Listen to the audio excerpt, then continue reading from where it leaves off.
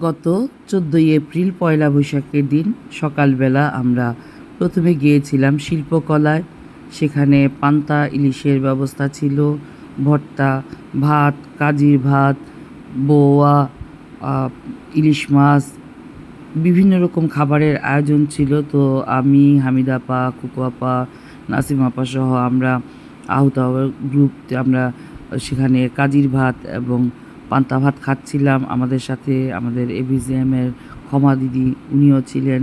তো বেশ মজাই হচ্ছিল এবং শিশির ভাইয়ের যে মিসেস ভাবি, জিনাত ভাবি, বরাবরই উনি খুব ভালো আয়োজন করেন শিল্পকলায়। তো সেখানে আমরা তার হাতের এই মজার খাবার খেয়েছিলাম এবং বেশ খানিকটা সময় ওখানে ছিলাম। তো এরপর আমরা ঘুরে ঘুরে ওখানে যে মেলা বসেছিল সেই মেলা দেখছিলাম এবং মেলায় আমি একটি উত্তরীয় কিনেছিলাম রাজকুমারীর পাঁচফোড়ন থেকে স্টল থেকে, পাঁচফোড়ন স্টল থেকে আমি যখন একটি উত্তরীয় কিনি, রাজকুমারী আমাকে উত্তরীয়টি পরিয়ে দেয় এবং উত্তরীয়টি বেশ সুন্দর ছিল। আমি এর আগে অনেকবার রাজকুমারীকে বলেছিলাম যে আমাকে একটি উত্তরীয় তৈরি করে দেওয়ার জন্য। তো রাজকুমারী সেদিন দুটি উত্তরীয় এনেছিল এবং একটি উত্তরীয় আমি নিয়েছিলাম। এরপর আমরা বিভিন্ন স্টল ঘুরে ঘুরে ছবি তুলছিলাম। খাবারের স্টল ছিল, দেশীয় ঐতিহ্য সমৃদ্ধ কাপড় চোপড়, গহনার, মাটির গহনা, কাঠের গহনার স্টল ছিল। আমরা সেখানে ঘুরে ঘুরে দেখছিলাম, ছবি তুলছিলাম। এমন সময় মাকোহাটি স্কুলের মমতা জাপা আর তার মেয়ে আশিককে নিয়ে আসেন ছবি তুলবেন বলে। আমরা তার সাথে আবার ছবি তুললাম। এরপর আমার সাথে দেখা হয় শামীমা মুক্তা, যিনি এখন খুবই নামকরা একজন মঞ্চ অভিনেত্রী, মেঠোপথ থিয়েটারে কাজ করছেন, মুন্সিগঞ্জের ভাবমূর্তি উজ্জ্বল করে চলেছেন। কিছুদিন আগেও মুক্তা অস্ট্রেলিয়াতে তার শো করে এসেছে।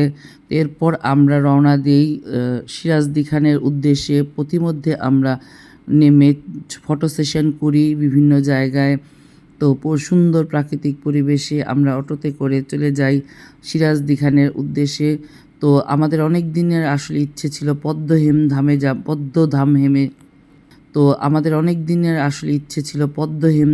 পদ্মধাম হেমে। আমরা অনেক দিন ধরেই ভাবছিলাম আমরা সিরাজদি খানের পদ্মহেম ধামে যাব। তো সেখানে লালনের সাধুসঙ্গ হয়, তো যাওয়া হচ্ছিল না। আমরা পয়লা বৈশাখকে বেছে নিয়েছিলাম, সেদিন যেহেতু আমাদের ছুটি ছিল, সময় ছিল। তো আমরা সেখানে গিয়েছিলাম। সেখানে কবির ভাই, প্রথম আলোর ফটো সাংবাদিক এবং ভাবি, তার ছেলে, সবাই মিলে আমাদের সাথে খুবই আন্তরিকতার সাথে আমাদেরকে ঘুরে ঘুরে দেখান এবং কবির ভাই আমাদের গান পরিবেশন করেন। তার ছেলেও খুব চমৎকার গান গায়। তো আমরা ঘুরে ঘুরে দেখছিলাম, ফটো সেশন করছিলাম। সেখানে খুব প্রাচীন একটি বটবৃক্ষ আছে এবং সেখানে আমরা ছবিও তুলছিলাম। লালনের এই সাধুসঙ্গ প্রতি বছর এখন থেকে ২৭শে ফেব্রুয়ারি অনুষ্ঠিত হবে, সেটাও জানালেন তিনি আমাদের। এবং আমরা এর আগে চেষ্টা করেছিলাম লালনের সাধুসঙ্গে আখড়ায় যাওয়ার জন্য, কিন্তু হচ্ছিল না। তো এবার আমরা ঘুরে আসলাম এবং পদ্মহেম ধাম আসলে এত সুন্দর মনোরম একটা পরিবেশে তৈরি করেছেন কবির ভাই, যিনি এর রক্ষণাবেক্ষণের দায়িত্বে আছেন, যাদের নিজেদের জায়গায় এই তার কুষ্টিয়ার যে লালনের আখড়া আছে সেটা দেখে তার এই অনুপ্রেরণা এখানে তৈরি করার।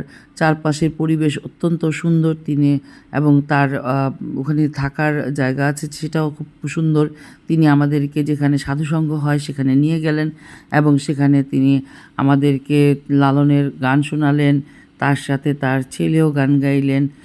লালনের গান শুনতে পছন্দ করেন না এমন মানুষ বোধহয় খুব কমই আছে।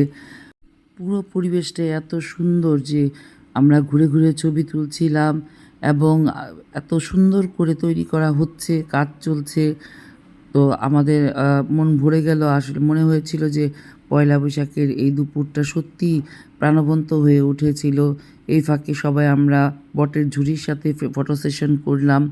এরপর আমরা চলে আসলাম সোজা আমার বাসায়। তো এসে খাওয়া দাওয়া করলাম। খাওয়া দাওয়া করে আমরা একটু গল্পগুজব করলাম, সবাই রেস্ট করলাম, আড্ডা দিলাম।